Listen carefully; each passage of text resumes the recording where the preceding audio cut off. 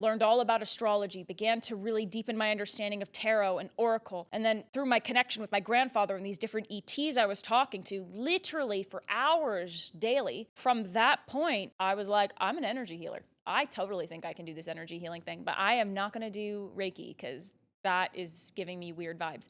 It always gave me weird vibes. It felt limiting. It felt small. It felt like I was giving some sort of my power away, and it didn't feel resonant for me. And so I reached out to people on social media and was like, I'm an energy healer, what I do? Even though I wasn't really an energy healer at the time, at least not in my perspective now. 2020 version of me totally thought I was an energy healer. I built a 6-figure business in my first year being an energy healer, pulling tarot cards for people, delivering them messages, starting to see into what's going on in people's energies, being able to help them with different, emotional blocks, mental blocks, feelings, challenges in their life, and help people grow in a very superficial level, but it was still a very beautiful experience because I was actually helping people. I was watching myself help people through being able to interdimensionally connect with them through my own meditation, to be able to hear my grandfather and have these ETs I was working with, all this resource, right?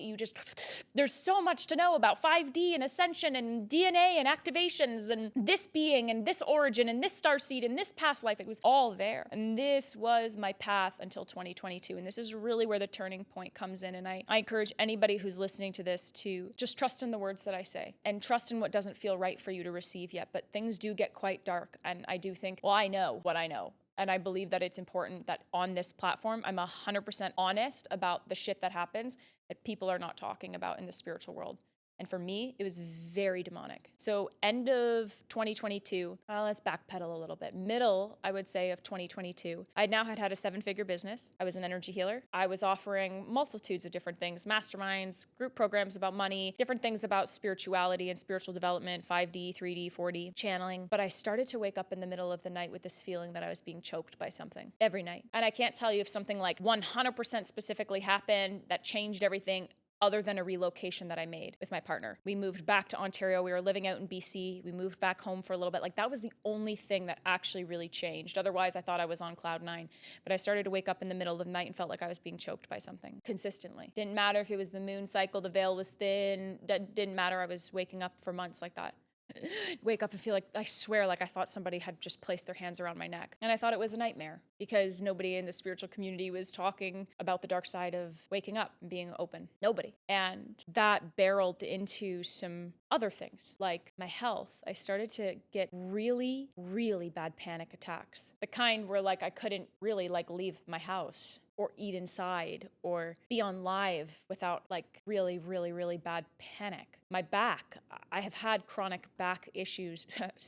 Show surprise, lower back manifests as not feeling supported. And when I got to New York City, my back blew out. Well, surprise, the shoe fits.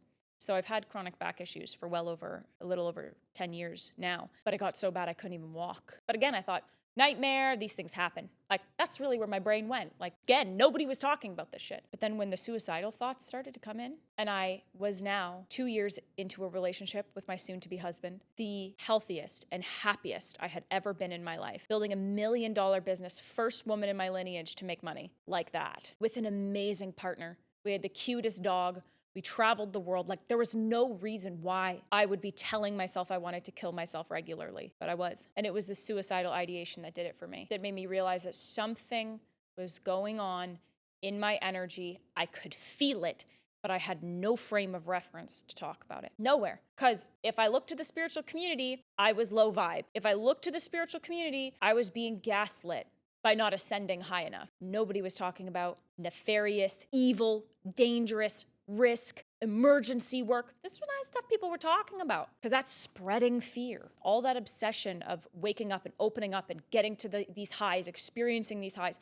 I was doing the same shit I was doing that as a performer. I just put it into my spiritual awakening. And this led me to what I would have found out soon after that was multiple evil, nefarious attachments latched to my energy field. Multiple. I found out because I had a healer that I knew. Back in Toronto days, one of my friends that I worked with at the gym, she gave me this girl's card. And she said, go get a tarot reading from her. And I was like, what the fuck is tarot? I'm not going to go see some chick across the street.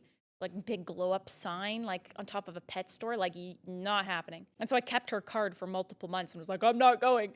And then one day I was like, why not? And I loved this woman when I met her instantly. It was like, zoom, who are you? But I hadn't talked to her in many years when all of this happened. And she was the only person my spirit was guided to. And I remember reaching out to her and I said, hey, I think something's off in my energy. And she said, oh, yep, I think you're right. This would be the definition of what my second awakening would be. Like the big awakening that came after the high of the first awakening. The spiritual ball dropping, if you will. My balls dropped to hell, okay?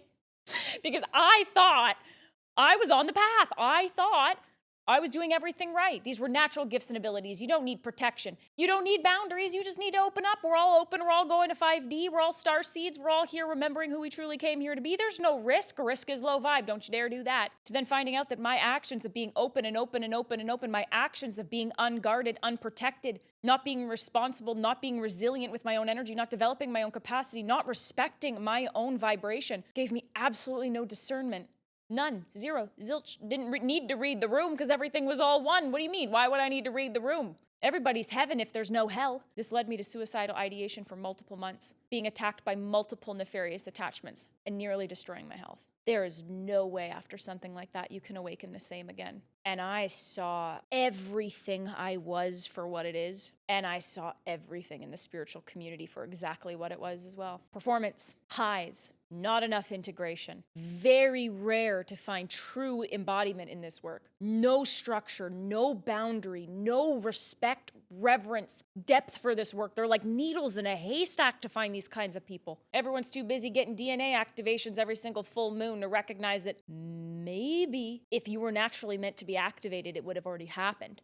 Everybody's so busy getting these Kundalini sessions, nobody's realizing how detrimental it can be when you try to activate something that is sleeping in your own energy. It's not natural. People aren't questioning how often scrolling on social media and how many different vibrations create leakages and bleed-throughs in your vibration because everyone's too busy being too high vibe to discern. Fast forward to 3 years later, 2025, or whenever you receive this. I now destroy, remove, disconnect the very things that were attached to me. And I do it with God. I don't believe I ever had God until this moment. Like, I did not understand God. Do I believe his hand was always in my life? Of course. Do I believe that I recognized it until this point? No, because I got saved. And I needed emergency work to save my relationship, my health, my natural path, my true soul presence, why I came here. And it took this moment for everything to shift for me. And 3 years later, this is exactly what I do for other people. I'm a global energy healer who teaches people how to be able to stay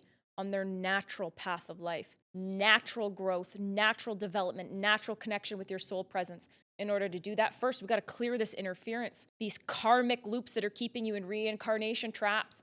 They're keeping you in negative and evil manifestations once and again. We got to set your soul free before we ever know what the true path is. So I work as an energy healer to remove that interference, and then I keep you on your natural path of life by removing all these unnecessary things that people are just obsessed with. I'm very passionate about keeping pure-hearted, well-intended starseeds, light workers, entrepreneurs, healers on the path, their organic path, the path that God assigned them to help this world in purity, in strength, in accuracy. More than ever before, this is the work that's needed. Keeping the people who are meant to stay narrow and true. And now this is what I do. In the next episode, I want to walk you through a little bit of what my main stances are and really the types of starseeds, healers, entrepreneurs, scientists, medicine men, women, leaders, spiritual leaders, revolutionaries that I want to have on this podcast that are deeply embodied in their stance to come forward into this episode, into the episodes that are coming in the future, to debate and challenge